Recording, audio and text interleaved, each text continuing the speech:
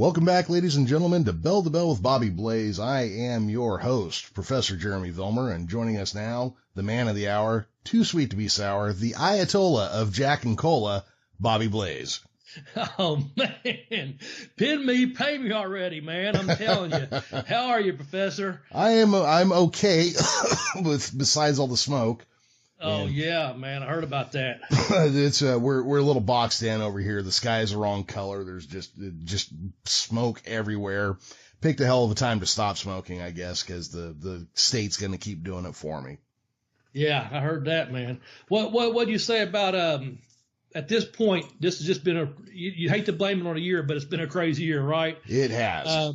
So yeah, it's just we was just talking off the air, man. It's just been really crazy. You know, I was talking to a guy, I didn't realize, heck, a year of this had passed by, a year of that, and I'm like, man, since March, it's like time has just been, just going to say, it's been fucked up, man, for me. Yeah. I've had a really emotional kind of last 3 or 4 kind of days, my just a little bit of anxiety of like I think this is kind of hit me again with just kind of what's going on out there of all the people wearing masks and what's going on around the country and just around the world even. So I'm just like, this has been a fucked up kind of year. But we're gonna have a good podcast, of course. We're not gonna let that bring us down. I'm just saying it's just been so crazy, man. So this is one of the bright spots. Looking forward to my Sundays that we record this with you. I will say that. So thank you. It's one of the few ups I have. Yeah, it's weird. It's just a weird. It's like an anxious, crazy time. And yeah, I was saying to somebody this week. I was only halfway joking when I said it. It's like if Godzilla popped out of the ocean today and flattened San Francisco, we'd all just kind of shrug and move on. Just be like, yeah. Well, there's a possibility of that happening. I mean, that really is the way things are going now. Oh, yeah. Don't be surprised, right? You might as well get ready to shrug people. Oh, yeah. Yeah. Jesus Christ. But anyhow, this week we are calling this episode Pin Me, Pay Me. It is Season 5, Episode 2. And why are we calling it Pin Me, Pay Me? Well, we're going to talk about some enhancement talent, man. Just going to talk about, we're going to do a top 10. We got good response back last week on our top 10 on Bruiser Brody. Had a good bunch of downloads on that. We appreciate that. You want me to talk about the go ahead right now and talk about the difference between our jobbers and carpenters and enhancement talent, how we're kind of looking at this podcast today? Yeah, let's go ahead. We'll set it up, then we'll hear from Anchor, and then we'll drop in and talk about the top 10. Okay, well, so here's what I feel, okay? And I know a lot of people feel this way. Jobbers, no, okay? That's just, to me, that's just not disrespectful because I'm going to put it in layman's terms, and I think you and I can relate to this, and I'm sure some of our listeners can. Everyone's got a job. You got a job, whether you're a plumber or a teacher, an electrician, a mechanic, whatever it is you do, that's your job. You go to it, you do it, okay? And, some people really look forward to doing their jobs. And so, there's squash matches and there's people that just, that got beat up on TV on a regular basis, whatever. We're not going to really go there and calling people, jobbers. I just feel like it's a little bit disrespectful because we all have a job to go to. Yeah. Next, I think is there's a fine line here too. You got your carpenters, man, and I refer to a lot of these guys we're talking about today. We're calling them enhancement talent. I'll just kind of get to that in a second. Arn Anderson said that he was enhancement talent, and I feel like he was one of the bigger stars, and then he said that, Brad Armstrong was probably the best in-ring flawless enhancement talent, but we're not going to really go with those kind of guys there. And we're not going to go with guys like the Goon or TJ Hopper or someone like that had, careers outside of the, wrestling industry and did have runs at different times in their careers. So we're kind of looking at carpenters as a building blocks, that they build up the biggest stars. They can go out there every night, look forward to doing their job. Thus, you say, okay, I've got a job to do tonight. And instead of saying, oh, well, I got to go deliver the milk or deliver the mail, just kind of foreshadowing our top 10 here kind of thing. But looking forward to like, man, I got a job. I got a chance to wrestle Goldberg or whoever it may be. You know what I'm saying? And they look forward to it and they can make that guy look good, help him get all his stuff over. And of course, make his finish look good, and that's where you build your stars at. But we're going to look also to more today. And we're saying enhancement talents, what we're calling this. And I know that Jeff Andy, I know you're out there listening. We'll give you a quick shout out. You've wanted this kind of a podcast for at least a couple of years now on Enhancement Talent. So I hope this lives up to your standards, and I hope our listeners will enjoy it. But we're looking more at Enhancement Talent as the guys that we saw pretty regular every week throughout I don't know, we've got some of these guys. I think they all pretty much go through 80s and 90s. I don't know if we go back to the 70s, maybe a couple of them. A couple of them are still out there today doing stuff. Independent matches and TV matches, even, as we'll get to. But anyway, I'm just trying to think that the best way to say it is, we're not talking about your Hulk Hogan's, your Ric Flairs, but someone has to make these guys look good. And again, we're not talking about an Arn Anderson, because he's right there, Flair and the Horseman and those type things. We're talking about guys that, we're not talking about even myself, or like what come to mind was a thing where Buddy Landell had finished up at Smoky Mountain, had that killer match with Shawn Michaels, and he went on WWE TV and was supposed to be some Enhancement Talent.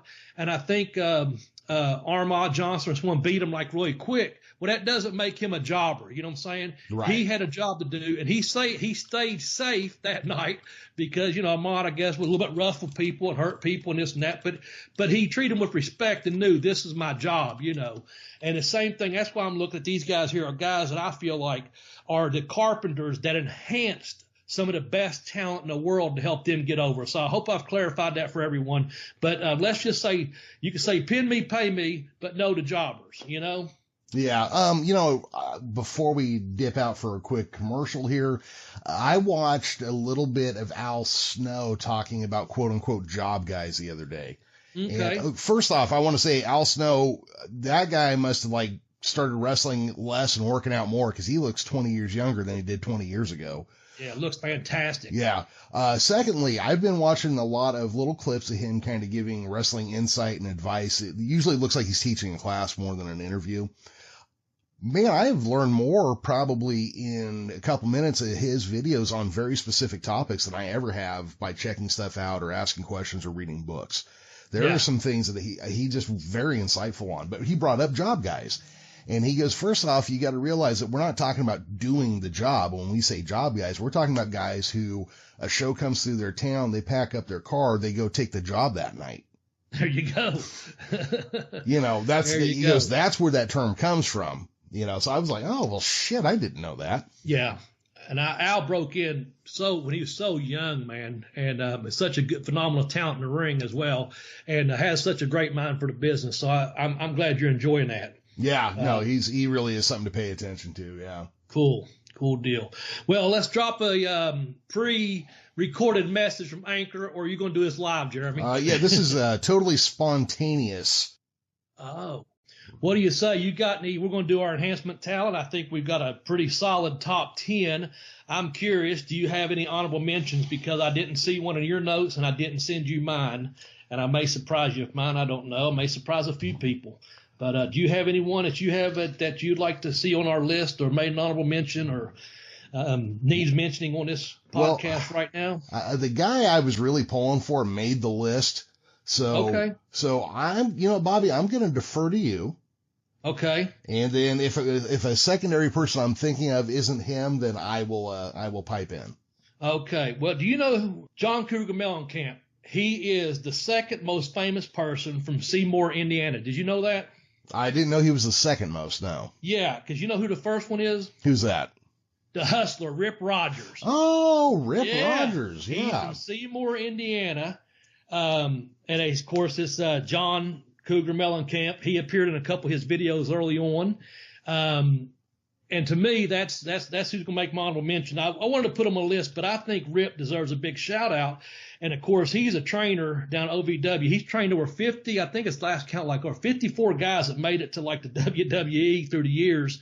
And he's still out there, he still goes to these seminars and training. Rip looks great. Saw him last April. A year ago, April now, and always in fantastic shape. And I was a fan of his when I was a young kid, because he was one of the heels he used to room and work out with, Randy the Macho Man Savage, because the Papos broke Rip Rogers in pretty much. He didn't get much training early on. I think he had his first match in Oak Hill, West Virginia, maybe for a TV taping.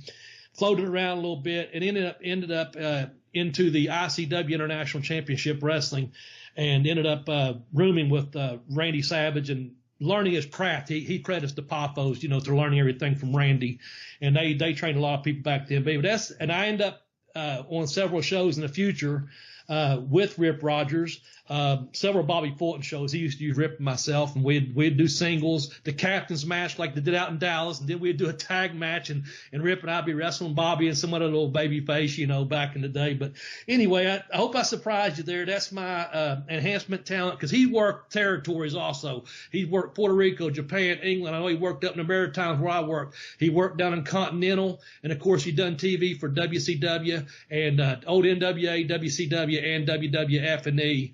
And so there's Rip. There you go. Well, that is actually a great one. And he's another guy, go follow him on Twitter. Absolutely. Fuck yes. Yeah, because, again, you talk about guys who have an insight for the business. He is way high on my list. Absolutely. Hustler Rip Rogers. There you go. Yeah, no, that is a great pick, and I wouldn't be able to touch that one, so I am not going to have an honorable mention this week. Okay, I got you. I wanted to surprise you, Fat, and I hope I did, man. You did. That was a great choice, yeah.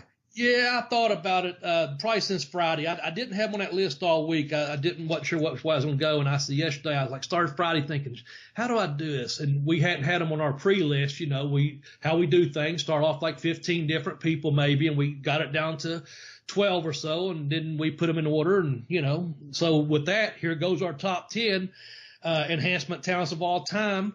Do you want to start with number 10 since I spoke so much about Rip? Sure thing. Okay, so number 10, we are going to go with the Italian Stallion. All right. Yes, sir. Now, you've got him marked as NWA, but I think he worked everywhere. Yeah, he did. He did. He sure did. Real nice guy too. When I first met him, I don't know him that well, but when I first met him, he had actually was on. I can't remember for sure any of the other newscasts, but I know he was on CNN News. He made it because he set a world record over at Roma 3 in Princeton, West Virginia. He ate like a pound of pasta in like 17 seconds or something at the Roma 3 restaurant where the boys used to stop over in West Virginia. It's a very nice Italian restaurant over in the Princeton area, if I'm not mistaken. But anyway, he ate that pasta. I think it was like 7. It was a world record at that time, and I was like, everyone, all the boys popped for it, of course, because he's one of the boys eating pasta, Well, yeah, so, and Italian food is just good. So yes, yeah. There you go. And he wrestled all over like I said, he wrestled NWA, WCW, WWF, Georgia Championship Wrestling, Florida Championship Wrestling, went to New Japan, I think you said, pretty much 23 years in the ring. That's a pretty damn good job to have, right? Oh yeah, absolutely it is. Yeah. I did want to point out a couple things here that, now Bobby, you of course remember this when wrestling was really hot in the 80s. They were even trying to get sitcoms on the air. Yeah. Okay. And there was one called Learning the Ropes with Lyle Alzado. Yes. And the Italian Stallion was his stunt double. Oh, is that right? Yes. I didn't know that. Sorry about that. I was throwing my damn something across the room there. Yeah, I remember that show actually, but I didn't know that was his stunt double. Cool. Yeah, unless I got something wrong, but yeah, that's what I came across in a couple things I read. Now that was kind of a wild show. You take an ex-Oakland Raider, but you have him playing a pro wrestler, and then you write it like a standard sitcom, but you have like the Road Warriors show up every other episode. Yeah. I mean, I was such a mark. I watched it, but I know it wasn't a very good sitcom. I mean, it just wasn't. I don't know. It's anyway. Let's move on. I have nothing else to say because my mind all of a sudden just like jumped to Save to the Bell, and I started thinking about girls. What am I going to do? Yeah, I started shifting gears on you, man. Sorry about that. Kelly Kapowski. Yeah. I just went there because they wrestled on that show too. Yes, they did. AJ was a wrestler, right? Yeah. So, we probably shouldn't admit to watching that show. Yeah, I know. Anyway, yeah, you want to talk about? I'm older than you, so yeah. you want to talk about bad television in general? Yeah. Well, that's what I was kind of going with, man. I was just like, I was drawing up, but see, also I'm such a mark. When I went to that, I also went to. Leah Remini, because she was like a teenager on that show as a lifeguard or something. Yes, or she was. Yeah. She was on it when she was like 17 or 18. I don't know if that was one of her first big breaks before she was on King of the Queens, of course, when she's older, but she used to be, well, she still is pretty damn hot, man. Yeah, that's my mind went from Saved by the Bell to Leah. Yeah, that's a fair one too, because I mean she was definitely a looker. Italian. Yeah. Italian, it's just that accent that I don't know, man. What are you going to do? She got that rough Jersey Street sound to her. Yeah, like she just smoked a pack of cigarettes and drank a beer and said, "Get in the back of this fucking car," and Yep. Before we run off the Italian Stallion here, I guess he was partners with George South in a promotion and a wrestling school or I guess. Mm-hmm. In 1994, PWI ranked him number 213 of the 500 best singles wrestlers that year. Oh, cool. And he's the guy who got the Hardys into the WWE. Now there is a dirty rumor or two here that they got paid $150 a night and he charged them $100 each. That sounds about right. Yeah. That sounds about right. But yeah, he come around some of the Smoky Mountain shows, and then when I first started WCW, he was still coming around some of those shows too. But I didn't get to know the Stallion real good, but I met him several times, and like I said, deposit eating king. What are you going to do, right? Exactly. So we'll put him over. We'll put him at number 10, and we'll move on to number 9. Now I'm going to rectify and verify something here. I said a couple weeks ago. Okay. I said this next guy coming up was my grandmother, one of my grandmothers on the East Coast out there, one of her favorite wrestlers. I have to say this. Her favorite wrestler was actually Tony Atlas because he's from Roanoke, Virginia, okay? That's where she was born at way back in 1925. She's since deceased this facility. But I made mention that this next guy that's going to make our number 9 list, that he was her favorite because she had a mailman that looked like him. And I can't say enough about my dear old granny, but let's just say you got Tony Atlas because he's from your hometown. And then your next, or your favorite wrestler is SD Jones from the WWE and the NWA. Okay. Yep. Man, I remember SD Jones, and my grandmother, she just really liked him. And I asked her, and the rumor was we had a mailman that looked like SD Jones. Now, I don't know. Just putting that out there for you folks. Making no accusations, Granny. Just letting you know. But, anyway, we're talking about the SD Jones. Now, did he use a mailman gimmick or something? I mean, he was special delivery. Was he FedEx? Was he UPS? Was he the USP, Postal Service? What's the deal? I don't know. Maybe he was an early driver for DHL. I don't know. Okay, fair enough. He was an early driver. Let's just say that. I guess. We'll just go with that. Or the mailman in Maryland was. I don't know. So trained by Johnny Ross, right? Yeah. SD Jones has kind of a conflicting career in a way here. He was the NWA America's Tag Champ 3 times, I believe, with 2 different partners. Okay. But he's also the guy who set the WrestleMania loss record at 9 seconds with King Kong Bundy. Yeah, I saw that, man. But here's what I took of that. Here's what I think about that. When I read that in your notes, and I appreciate it, fans, once again, it's thanks to the professor for these terrific notes he comes up with. I even tried to do the bullet points the other day, and I couldn't. Anyway. Hey, SD Jones, he had a job. Yep. It was at WrestleMania. He got a fucking WrestleMania payoff, man. That's terrific, I think. So, there you go. The enhancement was he enhanced King Kong. He made King Kong Bundy a bigger star that night. That was his job, So, and he set a record that still stands today, I guess, right? I believe so. I don't think anybody's been knocked out quicker than that. I believe Bundy also insisted on the 5 count on that one. Okay. So that means the match was 4 seconds with a 5 count. There you go. 4 seconds. Wow. But you know what SD Jones, I was going to say, you know what SD Jones probably said on his way out of the ring? Thank you. Well, you pinned me, now pay me. There you go, man. There you go. Yeah. Nice work. Thank you. Yeah. I see here he inducted Tony Atlas into the Hall of Fame, who I made mention of earlier. Yep. From Roanoke, Virginia. And, of course, himself was SD Jones was inducted into the WWE Hall of Fame, the class of 2019. Is that correct? Yes, he was. All right. See, so that's not a bad job to have, man, of being a damn Hall of Fame of that magnitude. No. And say what you will about whatever company, just saying, hey, there you go. That's a big honor. Oh yeah, absolutely. I had to put this one in there just because it's kind of just such an oddball thing. He was Andre the Giant's tag team partner the night Andre got his hair cut by Ken Patera. Oh, wow. Yeah. Wow. I know that. And, you know, it's funny is Ken Patera's name actually would have been in here a lot more if I hadn't edited it down so much. Yeah. I forget what a big star he was before he lost his shit at McDonald's. Oh, yeah, absolutely, man. Fucking, one of the strongest Americans of all time, on the Olympic team, first American to ever lift 500 pounds over his head, you know, and then, you know, had a huge wrestling career, man. Yeah. Yeah. So, Ken Patera. Yeah. So what we're saying, people, is, don't get mad and take it out on the McDonald's people. It will ruin your wrestling career. But let's go to number 8.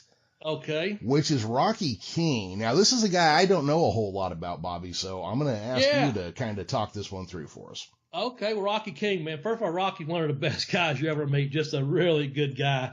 I remember him when he was breaking in. It said here he was actually homeless when he broke in because he's hanging around the Crockett offices all the time. And Jim Crockett Jr. gave him a job. Now, you know, that's just what Wikipedia says. I don't know if that's true or not, but I know he started with the National Wrestling Alliance under Jim Crockett Promotions. And I remember around 1985-ish, 84, somewhere around that time, started seeing him on TV and stuff. The thing about Rocky King, so I guess when Crockett started getting really bigger and bigger, and this story is coming secondhand, and then I verified it through Rocky, so it is true. And so Rocky, when I met him, was back in WCW. He was doing some wrestling. He was also doing the ring crew, and he also was actually doing some refereeing. So I got several little things here, little bits about Rocky. One thing was Brad Armstrong and Scott Armstrong against Malenko and Benoit at the Universal tapings, okay? Mm-hmm. And Rocky King, now, we've talked about Brad Armstrong enough that, you know, his little off camera, he was so fucking hilarious and funny and great guy. So Rocky King's refereeing, doesn't have that much experience on camera refereeing, okay, but been in the business at this point probably, 15 years, whatever it was, it passed. And they're beating up Scotty in the ring, double teaming him, whatever. Brad jumps up on the second rope and like trying to reach him, right? And Rocky King turns around and says, "Get down." And when he does, Brad starts breakdown on the ring apron, starts breakdancing a little bit, and Rocky King loses shit right there. Luckily, it's worldwide tapings at Universal. It's like 3 months taped in advance. And Rocky comes to the locker room. We was all just laughing our ass off because Brad broke down, And so that's just one Rocky King story. The other one I want to tell you about, I really thought was funny. Back in the days of Crockett, apparently, when they started doing an A team and a B team, and Dusty and Nikita and the Road Warriors all doing the A team, boom. And they're dividing these guys out and they're doing 2 and 3 towns a night. You know what I'm saying? Yeah. So I guess they had all the guys in the locker room, the way it was told. And Ricky Morton's the one that's told me this with Robert Gibson, the great Rock and Roll Express.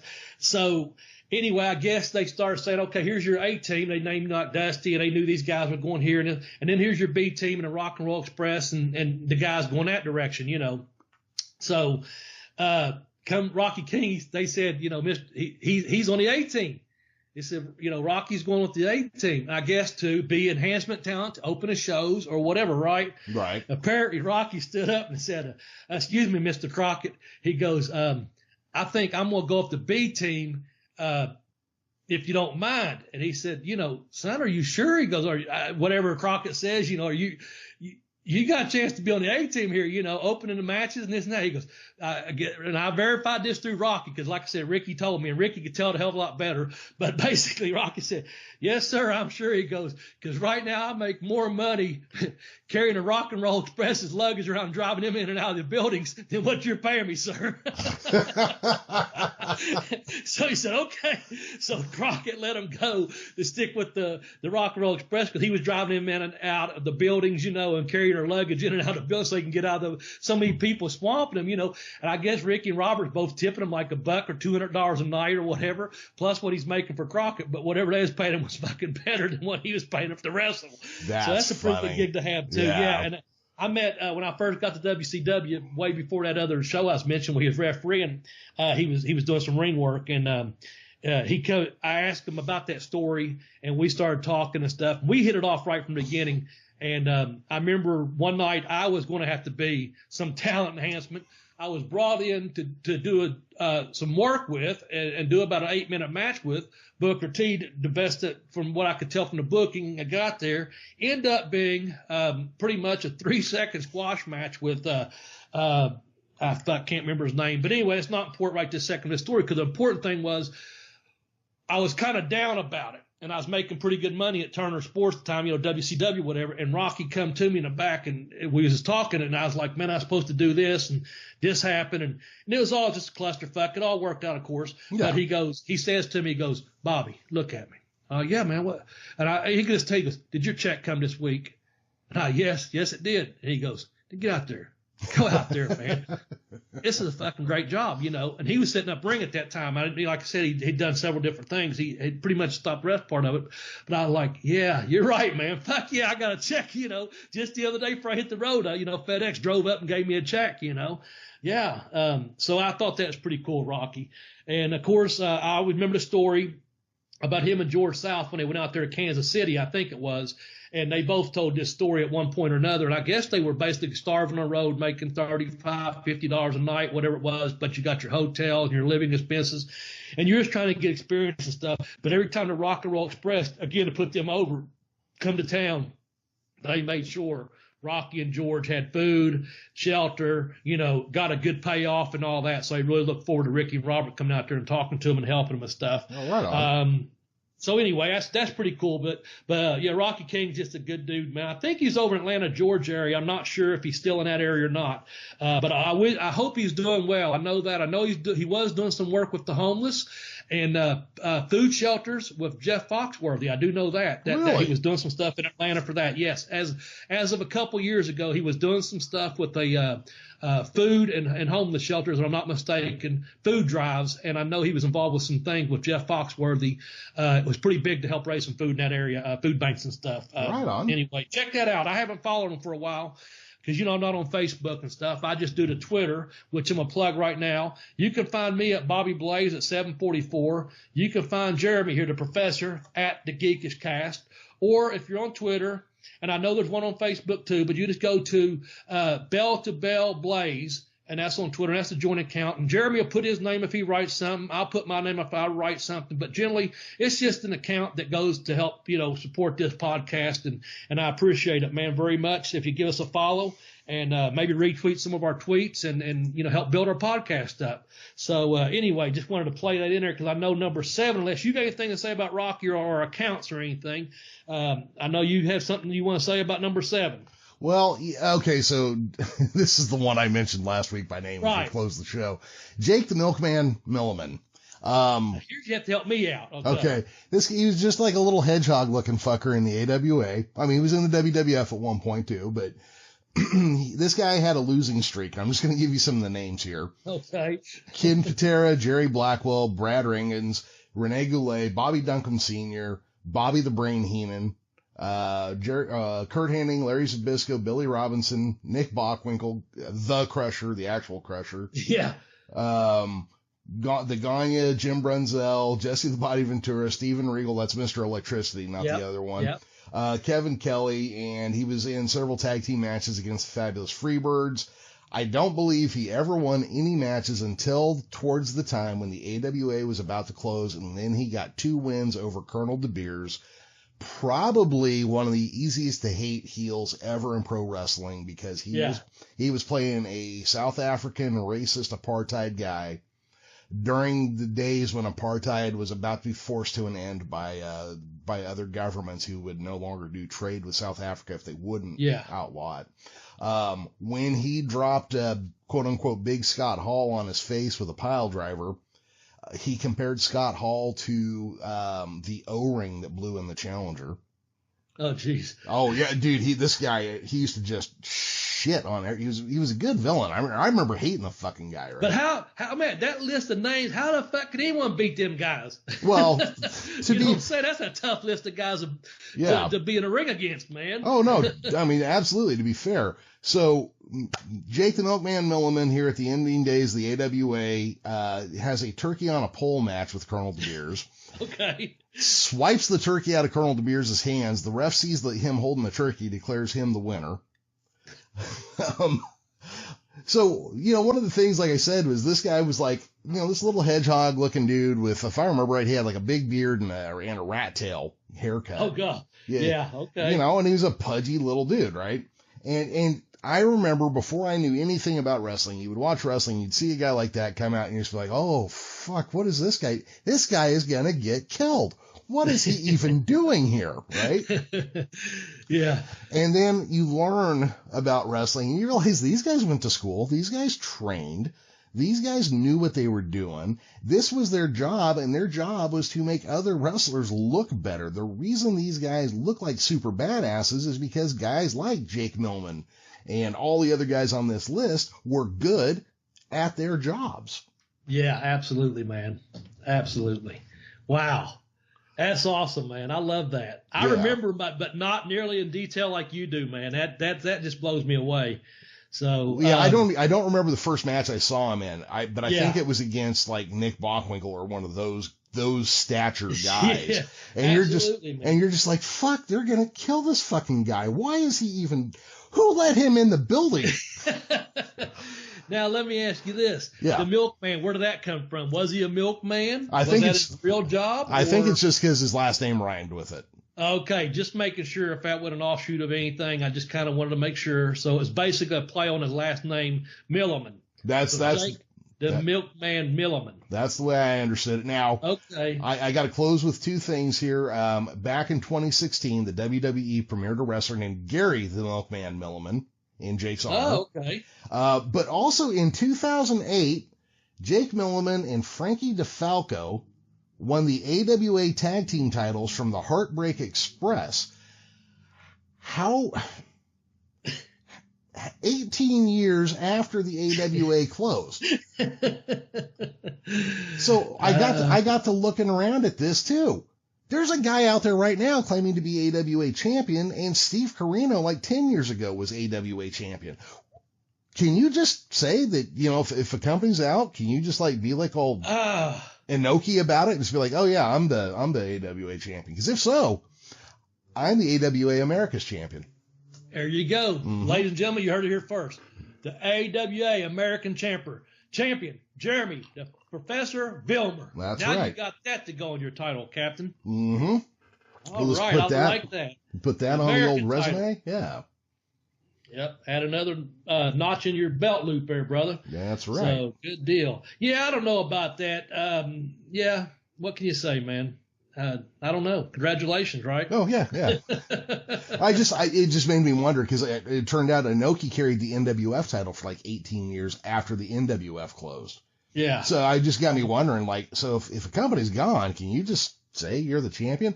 Then I remembered your buddy Chris Candido. Didn't he claim to be WWA World Champion? He did indeed. He did. He disregarded all the other world championships and said he was the real world champion at one time. So, yeah, sure did.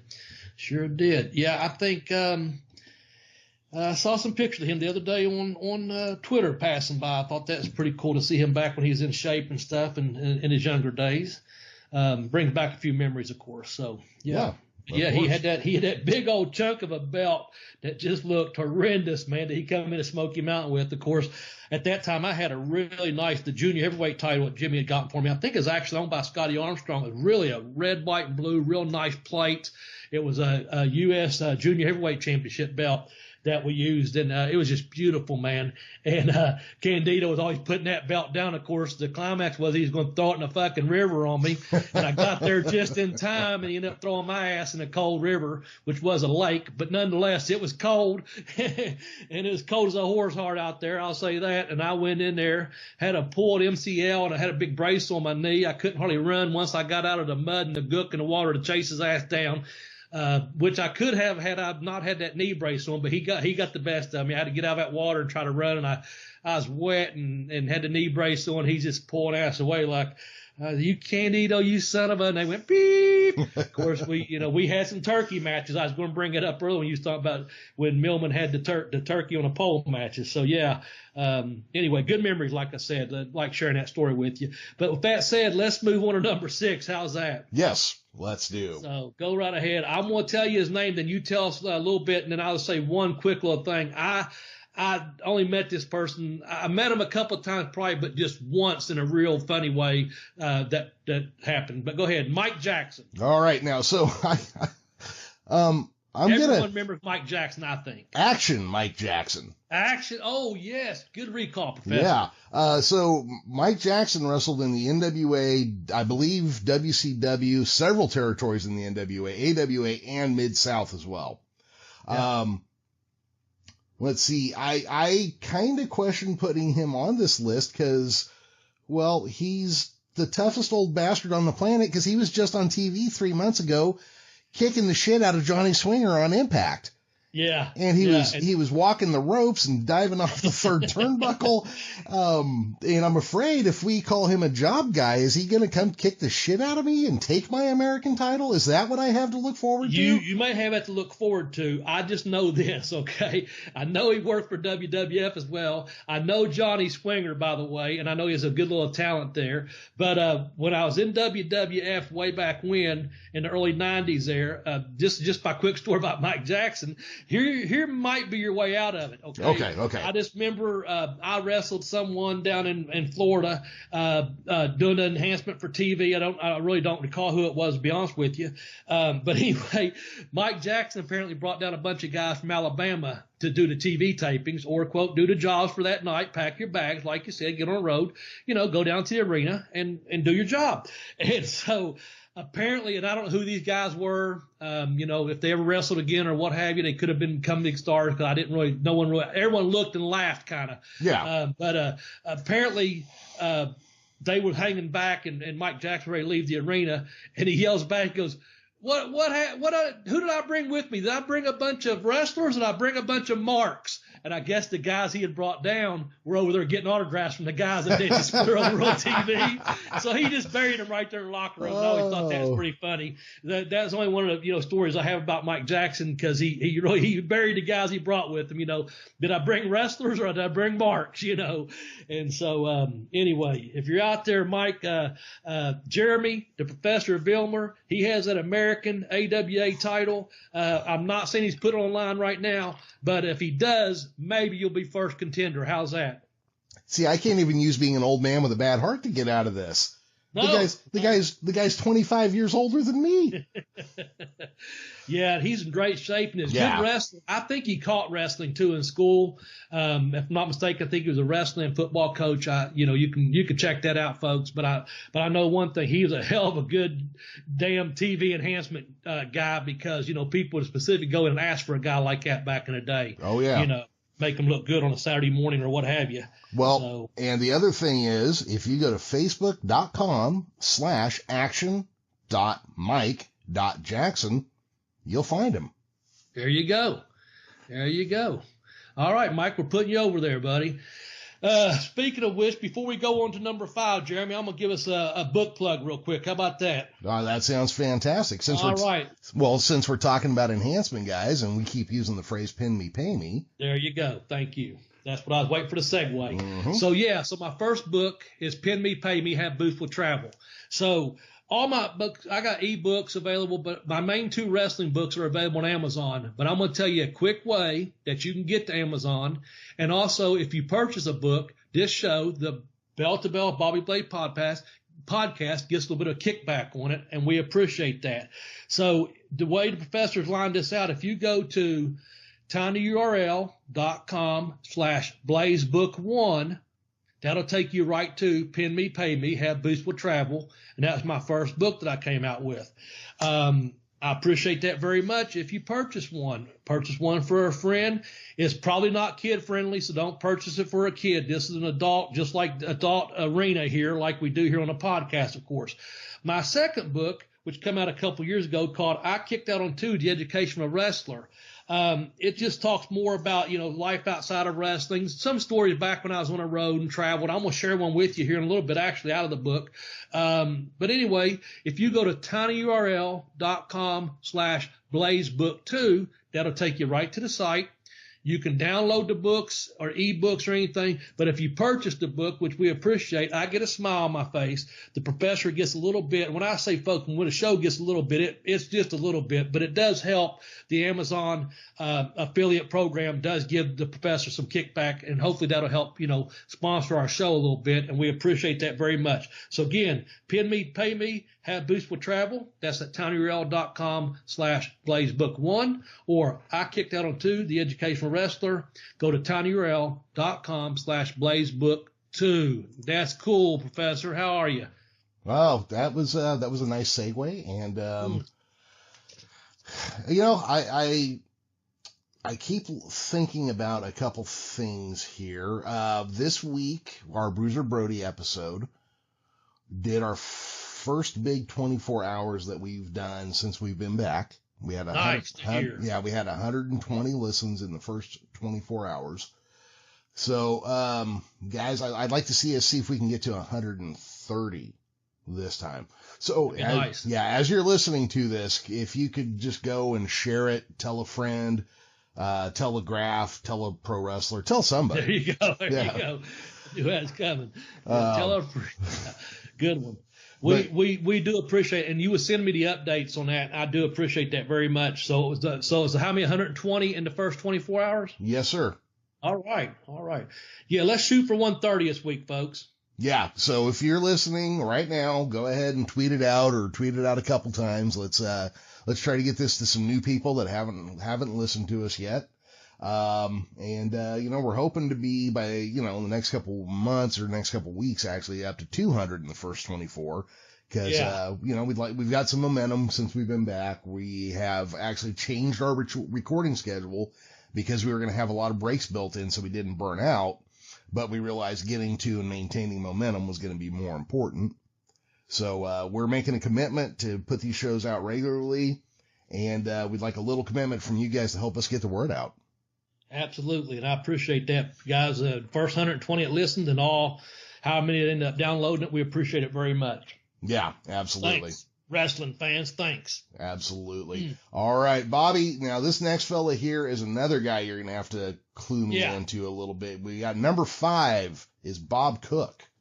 Yeah, all right, man. Well, Bob Cook's just one of my favorites, and he was a Malenko guy, okay, and he was there ahead of me, and so basically, Bob Cook, when I got to Florida, I'd heard Bob Cook's name, because he had been through the school while I was training. Of course, Sean Waltman, or X-Pac, was one of my early training partners, and ended up being rooming together down in Florida quite a bit and become close friends during that time period in our lives. And so we would still go to all the wrestling shows we could, even though we're at training school, and, we're not even, I think we're booked on some indie shows for Malenko's at school and stuff. So we're going to go to a championship over at the Sportatorium, Championship Professional Wrestling Florida, or Florida Championship Professional Wrestling, whatever. He goes, man, we'll go over and we're going to watch the greatest wrestler in Florida right now, Bobby. He said, you got to see this guy. Well, I'd already heard his name, but I hadn't seen him, right? Mm-hmm. And so we go over to the Sportatorium, and that night Bob Cook's on the card. Now, I can't tell you who Bob Cook put over that night in Florida at the Sportatorium, but I know they had a hell of a match, man.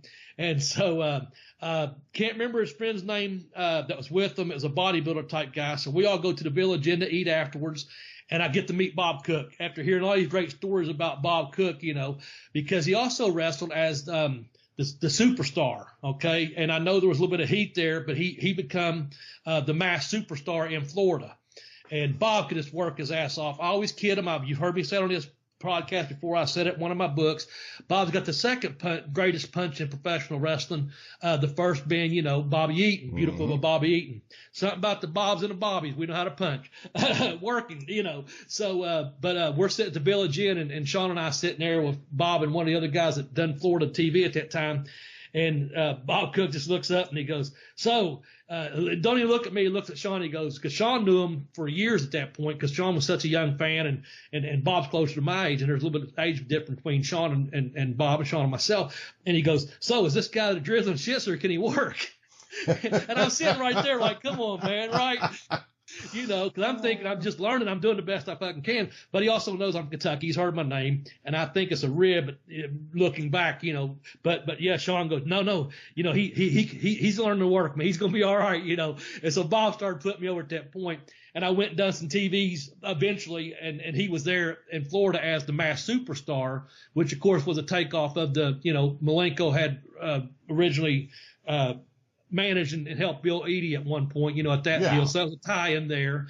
And Bob, I always said this about Bob Cook too, just so you know, he's worked on all the WCW, NWA way back in the day, WCW, WWF TV, putting people over. I think he had a good match with Dick Murdoch on here not too long ago. It passed through. That's you know, there's all kinds of matches that you just type in Bob Cook and you'll find him on YouTube. But I always said this: Bob Cook done Terry Funk better than Terry Funk, because Bob Cook at one point, I can't speak for today, but I would imagine it's still true, Terry Funk was his all-time favorite wrestler, and he ended up becoming a really good friend with Terry and Dory Funk Jr. too. In fact, he worked in the Tennessee territory at one time with the Mighty Yankees, and anyway, whatever. Bob Cook was just a tremendous talent out there. I just want to get that out to you, but he could do the best Terry Funk impersonation of anyone I've seen other than Terry Funk being Terry Funk. And Bob Cook can work his ass off and take those funker bumps. And he was the first person I met in real life that had the actual Terry Funk boots, the Tenny Llamas. And you'll see him on TV doing, being enhancement talent, we'll say, in his Tenny Llama boots. You know, like Terry Funk used to wear the tuxedo, even though those really nice cowboy boots that have the wrestling sole on them. And I ended up getting me a pair at one point, and I still got them. It's my favorite pair of boots of all time. But, yeah, that's just my Bob Cook stories, and I just want to get his name out there. And, you know, you'll find him just popping up here and there on any of those YouTube videos, or if you're on Twitter and you follow, you know, the old NWA and stuff like that, you'll see him around. And I think that site was 105 North Albany. I think I sent you, Jeremy, on YouTube. They have a bunch of championship professional wrestling from Florida on there from like 85 through like 87, 88. And you might see Bob Cook pop up on there too. So just one of my favorites, and I thought it should make the list, you know, because it is, you know, just it is what it is. Good podcast, and we're talking about these guys.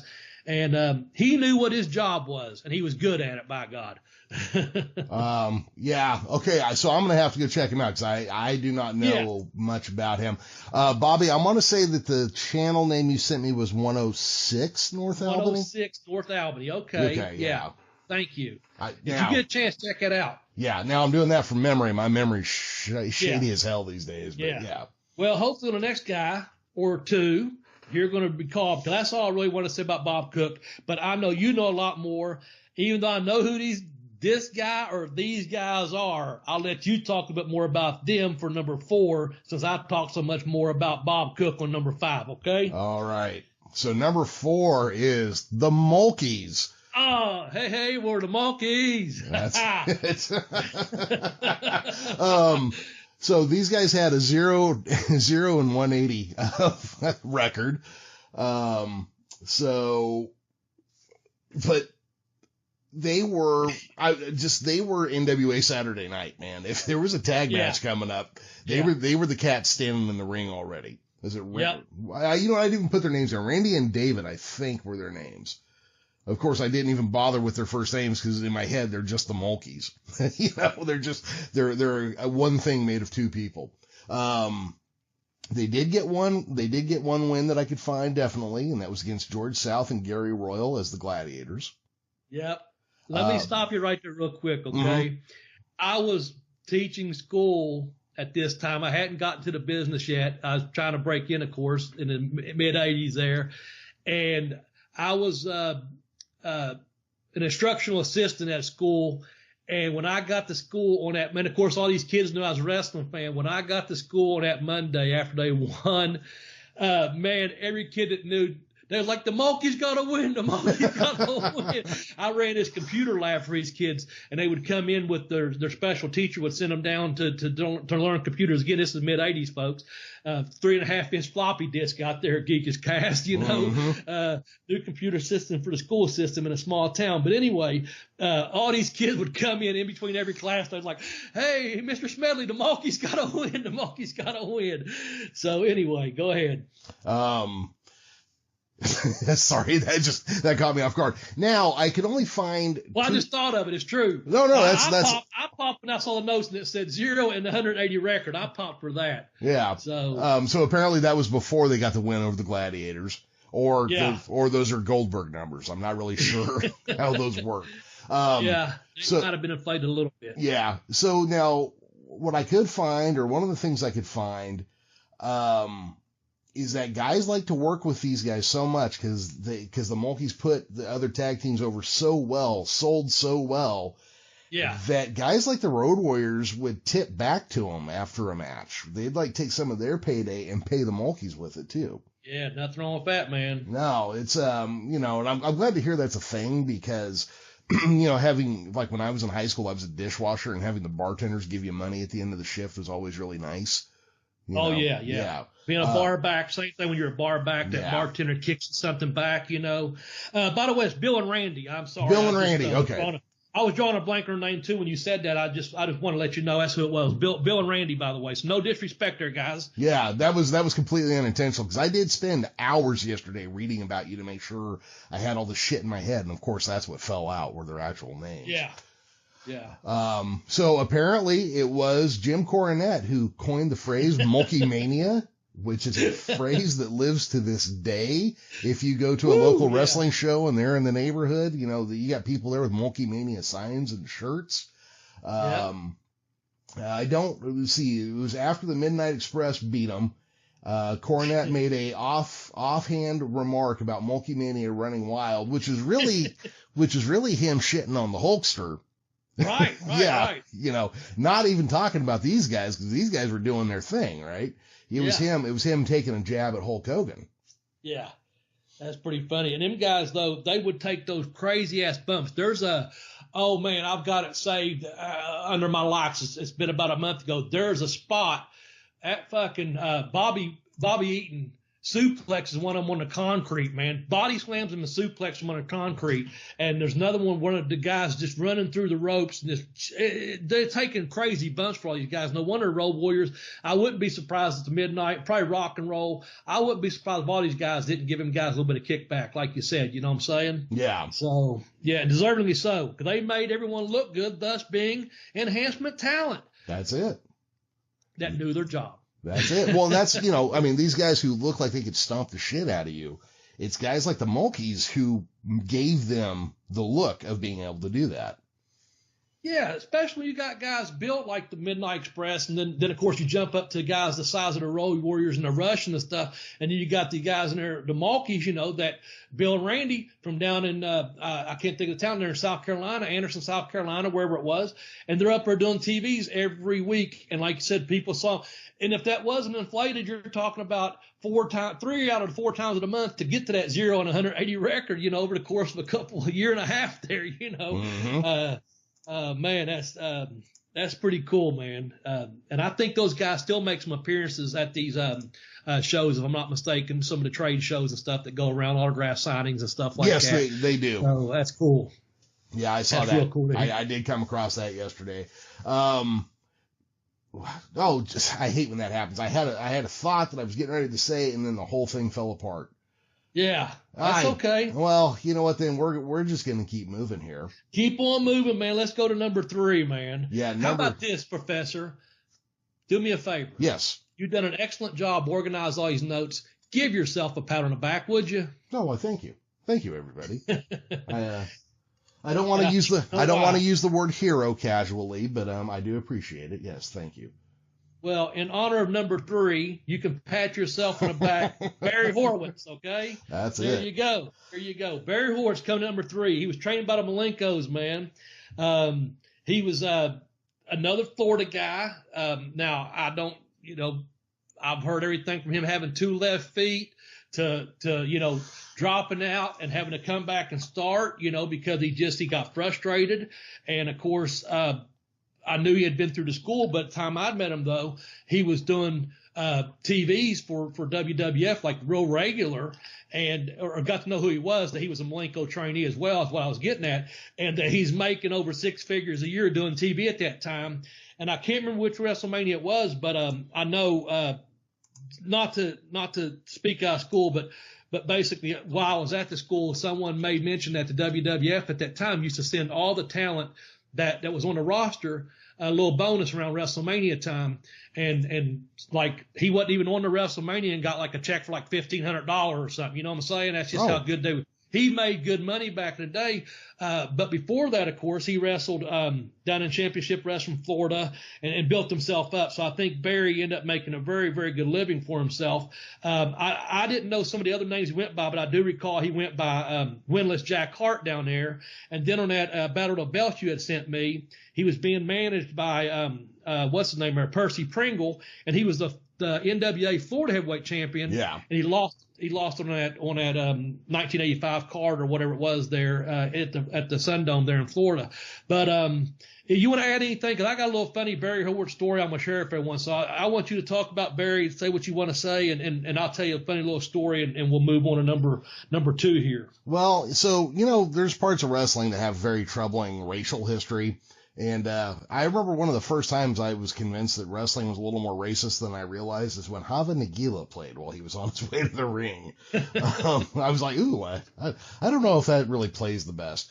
Now, one of the things I came across with Barry Horowitz is that he is still out there doing meet and greets, and you can find his Facebook page, which I did not grab the address for because I was half-assing it by this point and playing with my grandson instead of doing my regular job here. But he was also the subject of a rap song by a guy named Action Bronson, which upset Barry Horowitz because no permission was given for that song to be made. I didn't know that. Yeah.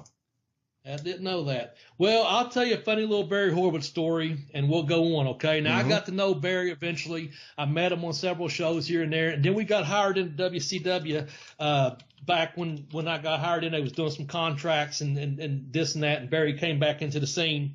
And by the way, he had a big run in WWF with Chris Candido. They actually done a series, I think, back in the day. So a little program, and he had a T-shirt on there. So anyway, there you go. But Barry had this book. I won't say a black book, but what was called a black book, for whatever. And it was, he kept all the names of all the best gyms at every city he went to with the address and phone number. And he'd know to call that gym that they'd let you work out free or what have you. And also the same with hotels. He knew the best rates on hotels and rented cars and gyms, and he'd have a little book, and he'd show me. He'd like, this is pre-internet type thing too. Maybe it's just now coming in, I should say. And cell phone were not, and everyone didn't have one. Let's just say it. But anyway, basically, he had kept all this stuff, and we had traveled back in mid '80s, early '90s with WWF and stuff. And so he's like, one time we're in Detroit or something. He's like, oh, Bobby, pulled out the book. Go to this gym right here. This is where you get in free. Just tell him with WCW, blah, blah, blah. And, always cool. So it got into a thing where Barry and I wrote about this, and I kicked out on the educational wrestler, okay? So I don't want nothing personal out there, this and that, just telling you this is something that happened between Barry and I. We got into a thing where he'd say, Bobby, how much, after telling you that story, he's like, Bobby, how much you pay for a hotel? And I'd be like, I got a single for like, $34.95 or whatever down at the fucking Ramada, where he goes, oh man, you missed out. Budget's got it for $29.95. He was always, Bobby, what'd you pay for, did you go to that free gym? What'd you pay for your rental car? Whatever. And he always got the best price. Okay. So I fly into this town. I don't know which town. To this day, I can't remember it. Okay, I'll just tell you that. And again, this is in my book. So actually, you know what? Barry Horowitz put me over. Barry Horowitz put me over in Corpus Christi, Texas. I just thought of that. I went up to Arn. I talked to me. He said, Bobby, you and Barry 50-50. You're going over. And that was at catering, like the first time through. I went back to catering, was hanging out. I saw Barry. I walk over. I'm like, Barry, what do you want to do for a finish tonight? Make it real easy. Arn he goes, how who's going over? And I said, I am. He goes, how you know? I go, Arn just told me. He goes, that you're lying. I go, no, I'm going over. And I did it very respectful too. You know what I'm saying? I said, whatever you want to do. You know, I'm not going to do a Northern Light suplex on y'all. Just, you know, set me up. And I think he took it out of a 3/4 Nelson or something. And anyway, I just thought of that. Damn it. But anyway, back to my story. Okay. Professor. Yes. I haven't had a beer, just so you know. But point of my story. So Barry always beat me on prices, this and that. And it became this little competition thing. And I fly into this town. It could be Corpus Christi. I don't know where it was at, but I do know I wrestled him there. But anyway, I go to the Avis counter and to get my car that I had reserved, right? And I had this special with them. And to keep the story simple, I had a price of like $14.99 for a rent-a-car. And the guy sitting there, this is pre-911, just so you know, too. So things are a little bit looser in different airports. So I go to the counter and I tell the guy my name and he goes, yes, sir. And I look up and I see B. Horowitz on the reservation written, you know, on one of the keys, you know, the little cars. They put the keys on cars. And I said, hey, man, I said, sir, I said, is that B. Horowitz? I said, can you do me a favor? I said, double check that for me and see if that's Barry Horowitz. There's a couple other wrestlers around, and like I said, things were more lax back then at the airport and stuff. So a guy looks over and he goes, yeah, that's Mr. Horowitz. Said, yeah. And I said, I just about guarantee he's got the same price as me, $14.99, right? And I said, can you do me a favor? And I said, whatever his price is, whatever it is, make mine 1 cent cheaper. Okay, can you do that for me? And the guy's like laughing. I go, just believe me, it's an ongoing thing. Just let me do this. And the guy, he gets on his little gimmick computer, whatever. He goes, I tell you, I can do you one better. He said, the way it's set up, he goes, the cheapest I get to you is $14.95. So I was like, fuck, I'm beating Barry by 4 fucking pennies. Not, you know, I'm going to get him this time. I'm getting a rent-a-car, you know, 5 cents cheaper or whatever. And so I'm getting excited about this. You hear my voice now. Yeah. But anyway, so I get the damn rent-a-car. I'm thinking I got that damn Barry this time. Because we're making a joke. It's every 3 weeks, whatever, you're on the road, and you see these guys 2 and 3 days at a time, and you have to do shit to keep your mind going. And so when I get to the building, put my bag down, whatever, I go into catering, and there's Barry sitting there eating. I don't think a thing about it because in my mind I've already got him, and I don't realize, well, fuck, I done picked up my car. He hadn't picked up his car yet, you know, so I just go right up to him, and he's talking to a couple guys, you know, Barry Darson, a couple guys that, you know, we used to goof around with and rib around with, so I wasn't like being rude, interrupting the conversation. I said, Barry, I said, I got you, man. I said, I got you good. And he said, what are you talking about? I said, man, I said, when I got to Avis, I said, dude, I got my car for $14.95, and you had to pay $14.99 plus taxes and stuff. And he looked up and he goes, nah, Bobby, I got you. He goes, I ended up going over at budget. They gave it to me for $13.95. I said, you son of a bitch, you. And of course, everyone sitting at the table there, they just started cracking up too, man. Cause you know, the yoke was on me, you know what I'm saying? It was, but anyway, like I said, man, I might have kicked that too, and I got the win over him. But I tell you what, I sure as hell couldn't beat Barry Horowitz anywhere else because, man, he just laughed and he said, yeah, I went over at budget and I got it for $13.95 or whatever it was, a whole dollar cheaper. And like, okay, man, you're the champion. But anyway, I hope you enjoyed that story. I'm putting him at number 3 on this list. And again, take it for what it's worth. This is fun times on the road, and you have to do stuff to keep you mentally sane out there sometimes. And that's just, and I shared that story and I kicked out on To the Education Wrestling. That's kind of the stories I tell in my books.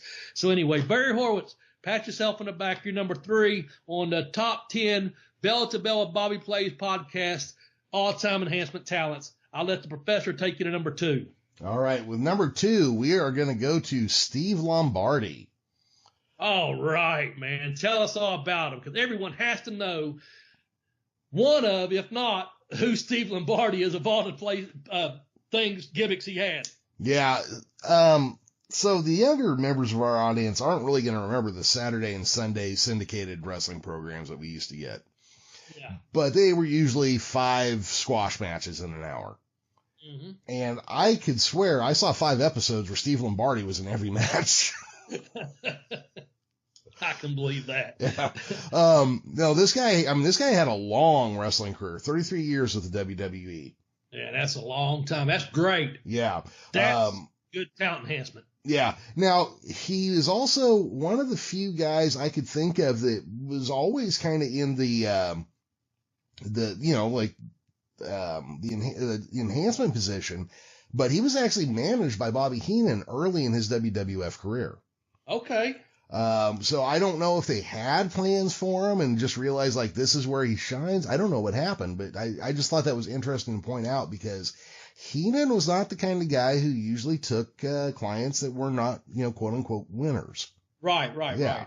Now, the thing I found most interesting, of course, about Steve Lombardi is from 93 to 94, he had 5 gimmicks. Wow. Yeah. I didn't know that. I remember the one. I'm going to say the one, and you can tell us the other one, but I remember him being the Brooklyn Brawler, and I think a lot of our listeners remember him being the Brooklyn Brawler, if not by Steve Lombardi. That would be one of the earlier ones I think that people, may relate to. Yeah, well, and I think that would be his. So he had 5 in one gimmick, 1 year, I mean? Yeah, he had 5 in a year, basically. Jeez. MVP, Doink the Clown, the Red Knight, Kim Chi, which was Kamala's handler, I believe. Right, yes. He was the Brooklyn Brawler, and Abe Knuckleball Schwartz, because in 94, pro baseball was about to go on strike. Yes, that's correct. And so the WWF, this was them getting ready for their, hey, we don't go on strike, hey, we don't have seasons. And so they created Abe Knuckleball Schwartz as the wrestling baseball player. Yeah. And what's crazy is I didn't see all this list last night, right? Mm-hmm. And I was just running through things in my head that, you do as you're unwinding and whatever. And I was thinking, what other gimmick? I know Lombardi had a baseball gimmick, and I couldn't think. And one of the last things I thought was like, fucking Abe Knuckleball Sports. That's what it was. And then today when I looked at the notes, and I was like, man, I'm so glad the professor got that right, because it wasn't driving me crazy or anything like that. It's just something I thought about, like, what was his other gimmick? I remember him doing several other gimmicks, but I knew he'd done the baseball. I knew the Brooklyn Brawler, like I said, but the baseball, and that one kind of like, oh, okay, that's cool that you remember that one too, man. I forgot he was Doink. And I forgot he had been Kim Chi. Now, the Red Knight, was that under a hood, or what he do on that? He wear face paint, or what was the deal? I think the Red Knight was under a hood, and it was part of a faction-y thing that he was in. Okay. Yeah, the Kim Chi one was that. See, I couldn't remember Kim Chi, but then I started like looking through things and realized that was basically the equivalent of a Friday or one of those guys. Yeah, and I think I remember that actually. I really do. Now that you're saying that, I think I remember knowing that's who it was underneath that gimmick, because he did, like you said, the Friday type gimmick with the hat with the mask that blocked out who he was, with like a safari type outfit on or something. Yeah. Yeah. Okay. Yeah, the all tan dungarees with the pith helmet. Yes, yeah. Yes, sir. Yes, thank you. All right, man. Well, Steve Lombardi's number 2. I'll tell you what we're going to do real quickly. I'm going to go through this, give you the top 10 before we introduce number 1 here. I wonder if anyone out there is guessing who it might be. I don't know. I think his name's been mentioned a couple of times on this show already. But before we get there, my honorable mention went out to Hustler Rip Rogers. Give him a follow on Twitter. Find him and give him a follow. I think it's Hustler like 20. It's got a number behind it. You'll find him. But number 10 was the Italian Stallion. Number 9, S.D. Jones. Number 8, Rocky King. Number 7, I'll let Jeremy, the Professor Millman, or Vilmur tell you who number 7 was. Who was that? And number 7 was Jake the Milkman Milliman. There we go. And that was a great recall right there, man. Number 6 was Mike Jackson. Bob Cook, a personal favorite I put on the list here, and I appreciate the professor working with me to get Bob on the list. Number 4, hey, we're the Monkeys. Yeah, there we go. Number 3 was Barry Horowitz, and as you just heard, we talked about Steve Lombardi, number 2. How about number 1, Professor? Who do we decide was going to be number 1? For really anyone on this list could be number 1. It's just the way we put them in order to present a podcast to you folks. But tell us who it was, Professor. Well, you know what? We got to quit doing that. We're gonna start being more definitive when we rank things. This is scientifically proven. This is the order the top 10 go in. We are experts on pro wrestling opinion specifically. We are experts on this, and this is the top 10 scientifically provable, the unrefutable top 10 in the world today, this week. Number 1 is George South. All right, man. What a good guy. Better guy you'll not find than George South. Man, he got put over in Ric Flair's book. You know what I'm saying? Flair come in on a Saturday and point to him. He drove around carrying Ric Flair's robes from town to town. And when they got to that studio on a Saturday, that's one of the guys we was talking about earlier, like the Malkies. That's the guy they picked out and said, right there, that's who I want to be in a ring with, because they knew if they got in the ring with George South, they was going to have one hell of a good match. He was going to help get them over to the best of his ability and do everything he can to do that, man. And George is just one of those guys. He's still out there doing it today. And I'm going to let Jeremy back up and tell you a couple of different little things about George. I saw George a couple of years ago at a WrestleCade, man. George is just one of those great, good guys. Just want to let you know he's got a book out there. It's Dad, You Don't Wrestle, or You Don't Work, you Wrestle. I think's the name of it. You Don't Work, You Wrestle. Yep. Anyway, if you go to tinyurl.com/BBG South book, she'll get a little kickback. George will be real happy that he could got a book sale out of it. And he's just one of the good guys in professional wrestling. I'm going to let Jeremy fill you in with some facts here, then we'll finish up out after George South, okay? All right. So George South. All right. George South is one of the guys who cut a promo for us, actually, at Texas requested a show one time. Yep. So we do have that, and I should probably be making use of those again. Yeah, we should. Yeah, but George broke into championship wrestling from Florida in 1984. And I think you were right. Everybody on this list broke in the first half of the 80s. Yeah, I thought so. Yeah, I think everybody here was like 84 and down. The cool thing, George South, like you're saying, like Ric Flair singled him out. If you go back, you watch George South matches, he always gets some offense in. Yeah. And he when he's a heel, he's good at getting heat too. And he gets heat without getting nasty. Now, George is a born-again Christian, which is one of the reasons I've never thought we should interview him. Yeah, I always thought about that, too. I love George, and he knows that, and I tell him that. And I love to have him on the show, but I don't know if this is the appropriate audience for him, to be honest with you. Well, I think disrespect to George. I think about you and me dropping F-bombs as casually as we do, and I just don't want to be offensive to anybody, you know? Exactly. Nothing but respect for George. Yeah. So in the NWA, he was the Georgia Junior Heavyweight Champion in 1986. Okay, cool. Over at Georgia Championship Wrestling. Of course, this is coming at the very tail end of Georgia Championship Wrestling because, Black Friday and all that stuff's coming up. Right. Now, I want to tell you something real quickly, too. I know he's like Rocky King was talking about hanging out down there at the Crockett offices and stuff, or after the wrestling shows and stuff. I know George South hit the road when he was like real young, like 18 years old, to wrestle.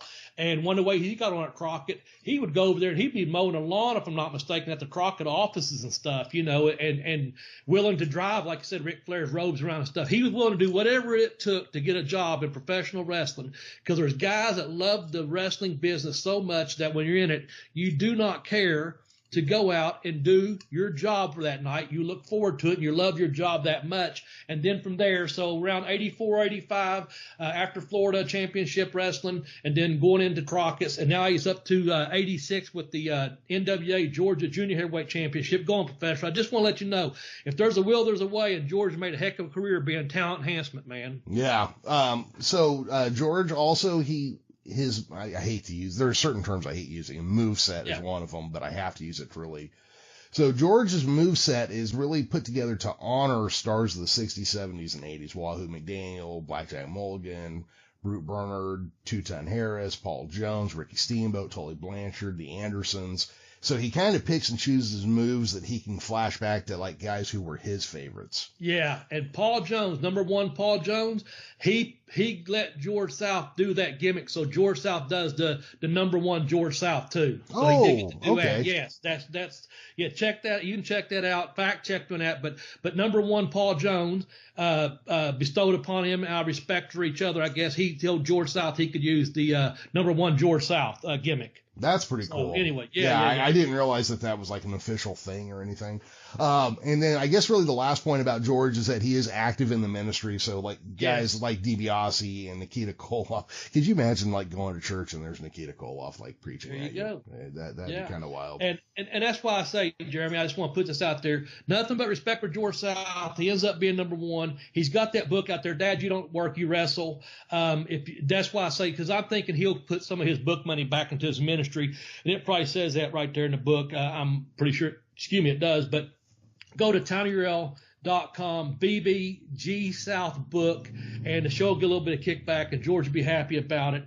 And I know we've got a couple other things we're going to tie up. End up tying up our end of our podcast, tongue tying. I'd like to promote something else if we don't have anything else to say about George South, if that's okay. Jump on it, man. Okay, so I heard from our friend Casey King, okay? And apparently there's a gentleman around here who's a wrestling fan. I won't say his name or anything. I don't think that needs to be said at this point. But he's not doing too well. But if you go to Kentucky Casey King, this gentleman needs some medical assistance, and they're doing an online show. Again, this show's available on streaming on September 19th. And I'll probably talk about it at least one more time on here. And Casey just asked me would I do this for a personal, promo for him, and I said I would. The gentleman, all the money is going to his family. It's a minimum donation of $10, okay? It's going to feature people that's been on our show before, FTC champion Jock Sampson, and, of course, Chance Prophet. You heard from him earlier this year on the show. And then Casey King will be in there, and ex-division champion Jake Christ is going to be on there.